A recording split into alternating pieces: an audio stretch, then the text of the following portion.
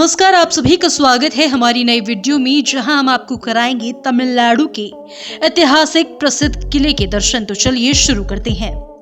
तमिलनाडु में कई ऐतिहासिक किले हैं जो 18वीं शताब्दी के हैं। अंग्रेजों ने अपना पहला किला तमिलनाडु राज्य में बनवाया था। साथ ही तमिलनाडु में पाए गए कई अन्य किलों का निर्माण उनके द्वारा उस विशेष अवधि में किया गया। तमिलनाडु लंबे समय से इतिहास में डूबा हुआ एक राष्ट्र है, जिसके क्षेत्र में असंख्य राजवंश उठे और गिरे।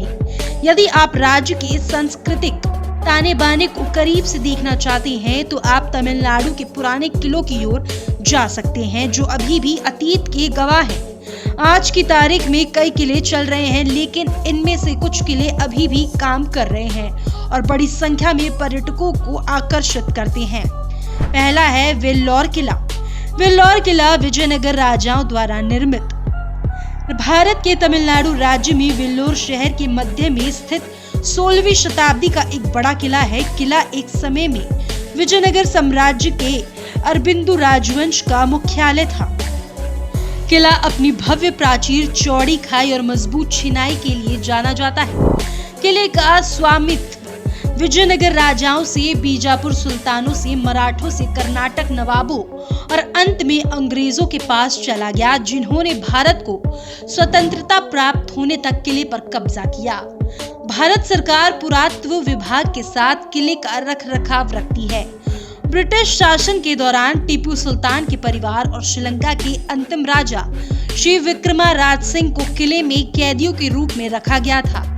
किले में एक ईसाई चर्च, एक मुस्लिम मस्जिद और एक हिंदू मंदिर है, जो अपनी शानदार नक्काशी के लिए प्रसिद्ध है। इस किले में 1806 में ब्रिटिश शासन के खिलाफ पहला विद्रोह हुआ था ये श्रीरंगा राय के विजयनगर शाही परिवार के नरसंहार का भी गवाह है। वेल्लोर किले का निर्माण चिन्ना बोमी रेड्डी और थिम्मा रेड्डी द्वारा किया गया था, जो विजयनगर साम्राज्य के सदाशिव राय के अधीनस्थ सरदार थे। तालिकोटा युद्ध के बाद चंद्रगिरी के साथ उनकी चौथी राजधानी के रूप में विजयनगर शासन की पुनर्स्थापना के बाद वेल्लोर किले के रणनीति महत्व प्राप्त किया। पृथ्वी के चेहरे पर वेल्लोर में एक जैसा कोई किला नहीं है। इसमें एक गहरी गीली खाई थी, जहां एक बार 10,000 मगरमच्छ झुंड में थे। इस किले के हर घुसपैठिए को पकड़ने के लिए इंतजार कर रहे थे। इसमें बहुत बड़ा डबल है, जो गड्ढों वाली दीवारें अनियमित रूप से प्रक्षेपित होती है, जहां 2 गाड़ियां बीच में चलाई जा सकती है। किले का निर्माण अकोट और चित्तौड़ जिले के पास की खदानों से ग्रेनाइट में किया गया था। ये 133 एकड़ के क्षेत्र में फैला है।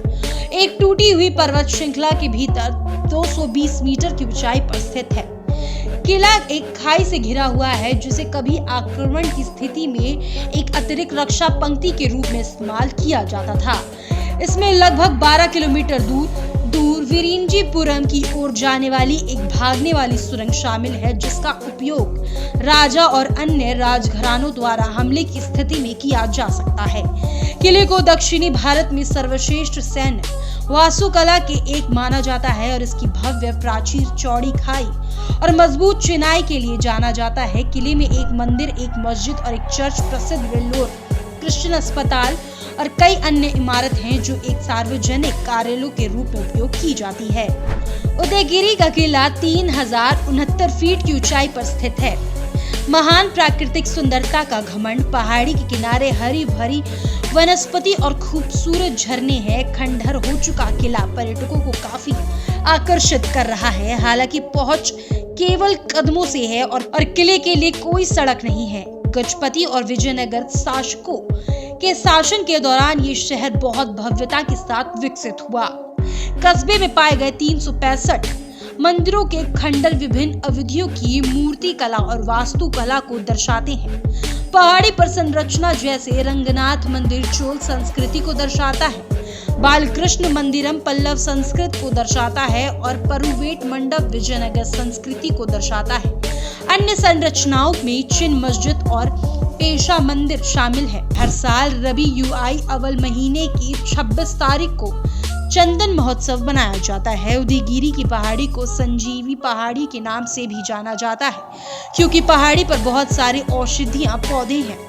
इस जगह को हैदराबाद के गोलकुंडा किले के बराबर विकसित किया जा सकता है। लाइट एंड साउंड शो आदि जैसे आकर्षण का परिचय देना संभव है। किला 14वीं और 15वीं शताब्दी में गजपति और विजयनगर राजाओं द्वारा बनवाया गया था। कृष्णदेव राय की सेना ने किले पर आक्रमण किया। लड़ाई 18 महीने तक चली और इसके परिणाम स्वरूप तेलुगु क्षेत्र में गजपति शासन का अंत हो गया। बाद में इस पर गोलकुंडा और आरकोट के नवाबों के सरदारों का शासन था। गजपति और विजयनगर शासकों के शासन के दौरान ये शहर महान भव्यता में विकसित हुआ और 365 मंदिरों के खंडर विभिन्न काल की मूर्ति कला और वास्तुकला को दर्शाते हैं। आर्किटेक्चर 994 मीटर की ऊंचाई तक पहुंचने वाली एक विशाल चोटी यहाँ देखी जा सकती है, जिसे संजीव हिल कहा जाता है क्योंकि इस पर कई प्रकार की औषधियां जड़ी बूटी उगती हैं। स्थानीय कहानियों के इस पहाड़ी पर संजीवनी के अस्तित्व का उल्लेख है। कई प्राचीन मंदिरों के अवशेष जो अपनी वास्तुकला के लिए उल्लेखनीय है भी देखे जा सकते हैं। किले के परिसर में 13 किले हैं, 8 पहाड़ी पर और 3 नीचे लगभग 7 मील के क्षेत्र को कवर करते हैं। गिंगी किला तमिलनाडु में गिंगी किला यानी सेंजी किला तमिलनाडु भारत में जीवित किलों में से एक है। ये राज्य की राजधानी चेन्नई से 160 किलोमीटर दूर विल्लुपुरम जिले में स्थित है और केंद्र शासित प्रदेश पुडुचेरी के करीब है। ये स्थल इतना मजबूत है कि मराठा राजा छत्रपति शिवाजी ने इसे भारत में सबसे अभेद्य किले के रूप में स्थान दिया है और इसे अंग्रेजों द्वारा पूर्व का ट्रॉय कहा गया। रेलवे स्टेशन के साथ निकट शहर तिंडीवनम है, जो निकटतम हवाई अड्डा चेन्नई जो 150 किलोमीटर दूर स्थित है। मूल रूप से 1190 ईस्वी के आसपास कोनार राजवंश के अनंत कोन द्वारा निर्मित और बाद में कृष्ण कोनार द्वारा किलेबंदी की गई। इसे बाद में 13वीं शताब्दी के संशोधित किया गया ताकि इसे छोटे शहर सेंजी की रक्षा के लिए एक अगम्य गढ़ की स्थिति में लाया जा सके। ये उत्तरी तमिलनाडु में मुख्यालय वर्चस्व भी था। किले को किसी भी हमलावर सेना को रोकने के लिए एक रणनीतिक स्थान के रूप में बनवाया गया था। एक खाते के अनुसार किले को 15 से 16वीं शताब्दी के दौरान और मजबूत किया गया था, जो इसके लेफ्टिनेंट थे और जो बाद में स्वतंत्र राजा बने। 1677 ईस्वी में छत्रपति शिवाजी के नेतृत्व में मराठों के लिए सूबेदार हरजी राज महादिक द्वारा स्वराज्य के लिए किला जीत गया था। बीजापुर सुल्तानों, मुगलों, कर्नाटक नवाबों, फ्रेंच और अंग्रेजों ने 1761 में किला राजा तेज सिंह के साथ निकटता से जुड़ा हुआ है, जो कि आरकोट के नवाब के खिलाफ असफल रूप से विद्रोह किया और अनंत एक युद्ध में अपनी जान गंवा दी। गिंगी किला परिसर 3 पहाड़ियों पर है। कृष्णागिरी का नाम उत्तर में कृष्णाकोन के नाम पर, राजगिरी या आनंदगिरी का नाम पश्चिमी में आनंद कोन के नाम पर रखा गया और दक्षिण पूर्व में चकीली दुर्ग। तीनों पहाड़ियां मिलकर एक किला परिसर बनाती हैं, जिनमें से प्रत्येक एक अलग और स्वनिहित गढ़ है। किले की दीवारें 13 किलोमीटर है और 3 पहाड़ियां 11 वर्ग किलोमीटर के क्षेत्र को घेरने वाली दीवारों से जुड़ी है। ये 800 फीट की ऊंचाई पर बनवाया गया था और एक 80 फीट चौड़ी खाई द्वारा संरक्षित था। परिसर में एक 7 मंजिला कल्याण महल, अन्न भंडार, जेल की कोठरी, एक मंदिर जो इसकी पीठासीन देवी को समर्पित है, जिसे चेनजियामन कहा जाता है। किलेबंदी एक पवित्र तालाब है जिसे अनायकुलम के नाम से जाना जाता है।